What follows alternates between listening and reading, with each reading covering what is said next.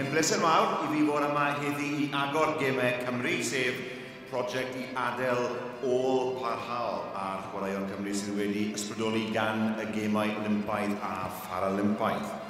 Hoffwn I dynnu sylw at bartneriad masnachol Gemau Cymru a rhoi diolch iddyn nhw, sef Deloitte, Dudson, Coca-Cola a GE. Mae eich bysoddiad chi yn bwysig dros ben I chwaraeon Cymru.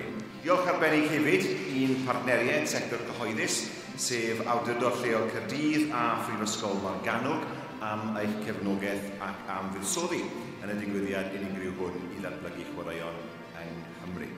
Yn syml ni fyddai Gemau Cymru'n digwydd heb eich cefnogaeth chi. Mae Gemau Cymru 2012 ar agor.